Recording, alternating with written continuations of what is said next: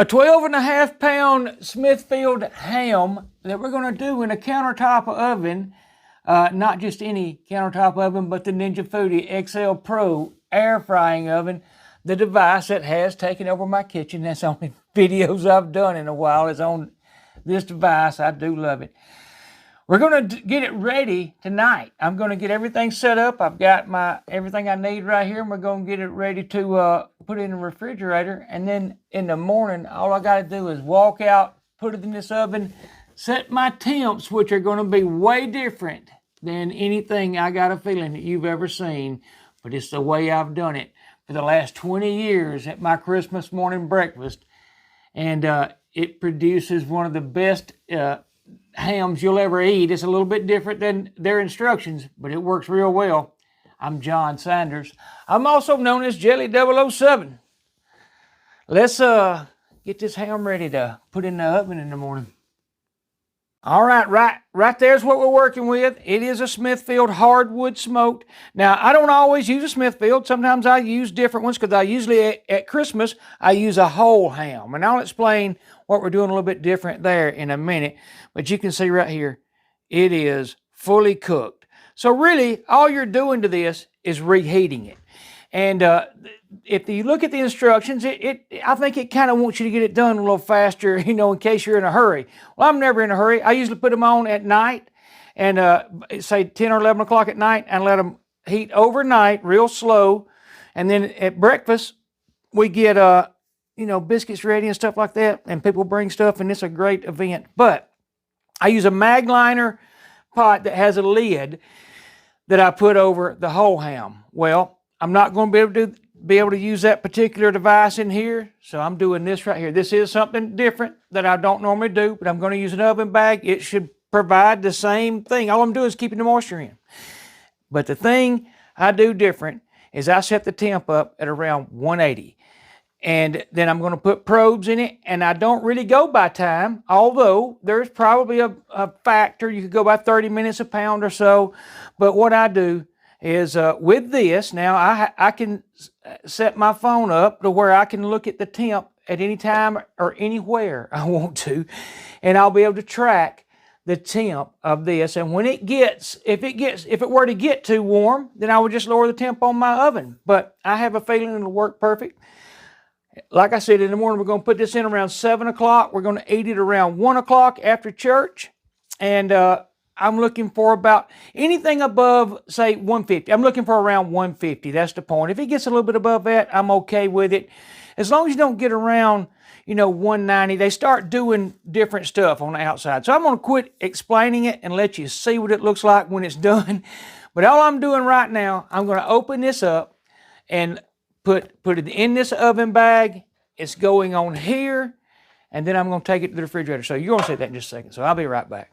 Okay, right here is the ham. I got it set in there. I wanted to show you their instructions, and there's nothing wrong with them, I guess. Sometimes if you leave them in there too long, it makes a real stringy-like ham. That's my point. I think this slice is a lot better. It tastes a lot better, but it wants you to heat the oven at 325, remove all the packaging, and then I think it gives you a cut side down on rack, shallow, cover loosely, aluminum foil, approximately, and I barely can read that, but 15 to 20 minutes a pound. Well, I haven't done that in years. All I ever do is this low temp, 180 or so, overnight. And we're going to do this one from in the morning until lunchtime. So I got to get this ready. Anyhow, I just wanted to show you that directions.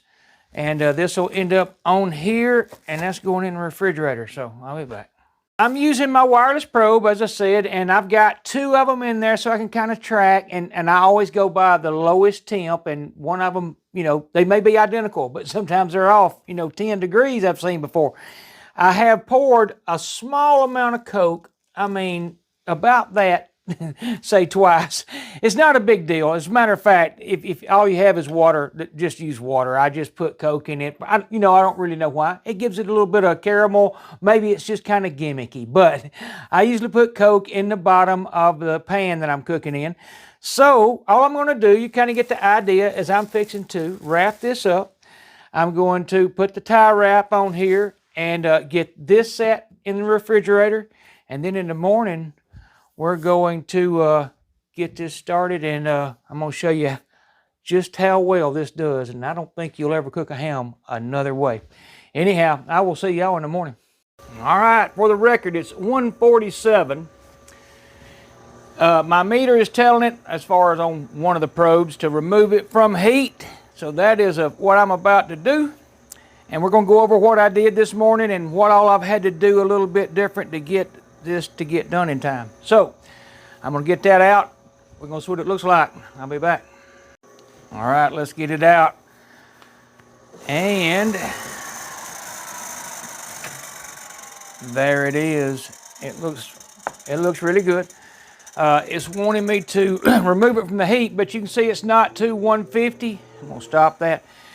And so we're going to see just how far it goes in a minute. We're not in a hurry, luckily, because it didn't get done at the time I wanted it to, but things had changed for lunch anyhow. So going to see how far that goes and how long it takes. It's 150. We're at 142 on our lowest one. I'll be back. Okay, it's rested for about 15 minutes, and we're at 145, which is absolutely perfect to me. That's like I said, my target was 150, but it's not a big deal. So what I'm going to do is move this over here and open it up. Now you'll notice, because I'm going to say something about this in a little bit. These probes, or the ambient end of these meters, are in that bag. I think that had something to do with my temp ratings, but we're going to discuss that better in a minute. I'm going to get this cut open, get that drained off of there, then we're going to cut this ham up. Be back. I'm just going to run the camera while I do this. I'll edit it out or fast forward it or something. But see, both my meter probes are in that bag, you know, kind of closed in. So I'm going to show, I'll explain why I'm telling you that in just a minute. But anyhow, pulling these out. We don't need them anymore. And thought I splashed some off. It would be easy to do. So I'm going to drain that out of there in a minute, but I just thought it'd be easier to pour it out of this plate. It's rather hot. It'd be easier to pour it out of this plate than it would be me trying to walk around with this bag and a bunch of stuff. So here we go to the sink with that, or actually to the garbage can with that, because I don't want that going in my drain.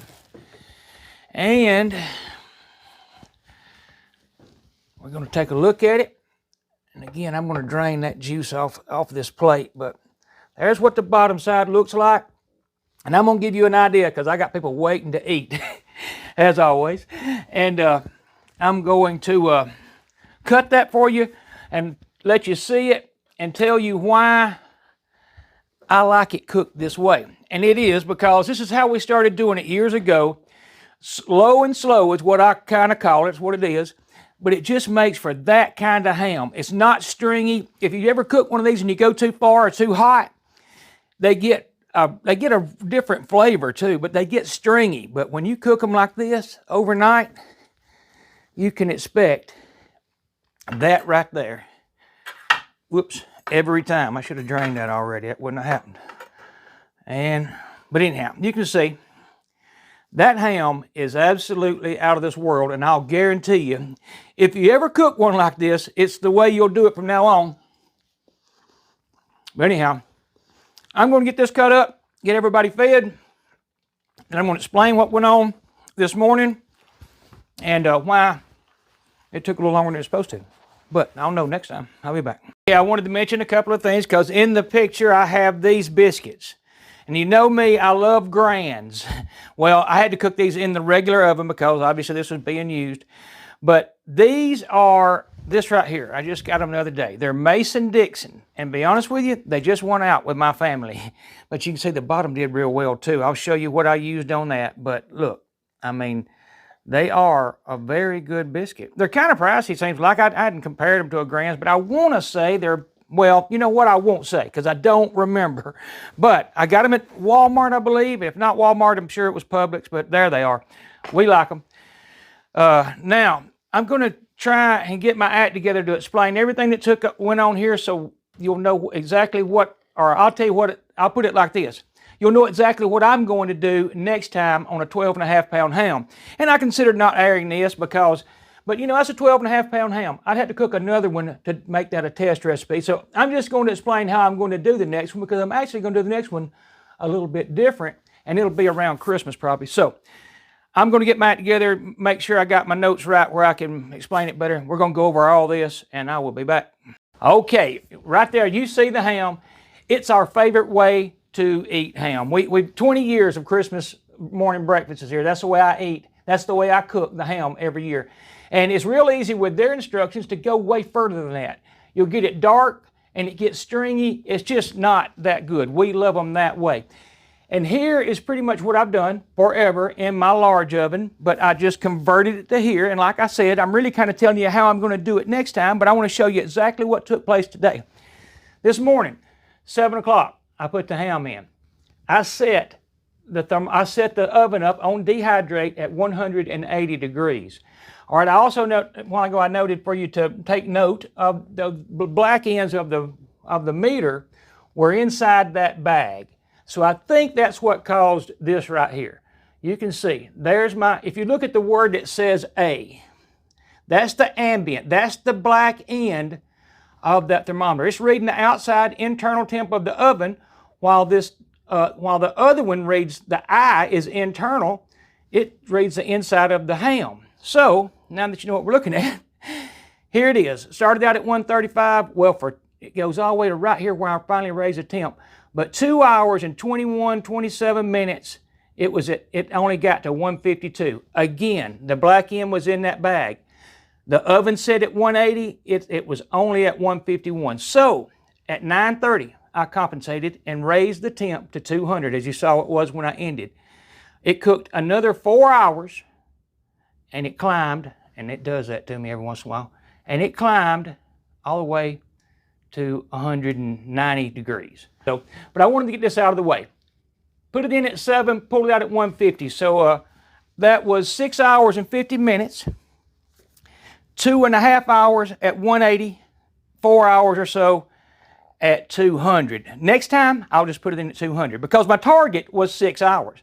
And I think 200 would have hit perfect. It would have got me out at 6 hours. Again, we had issues today, so lunch didn't happen like we thought anyhow. So it worked out. But I think that's really all I need to say. That's how I would do the next ham. In the bag, just like I did, everything the same, except when I put it in, I would have it set up on dehydrate at 200 degrees. And the reason dehydrate, like I said, it's the only one that'll go to 200, and you can put a lot of time on it. If you don't mind, hit me with one of these right here because they work, they help me a lot, and it helps YouTube know you like it, and they'll share it with other people. Maybe a lot of people want to see this, especially for Thanksgiving and Christmas. I love y'all all.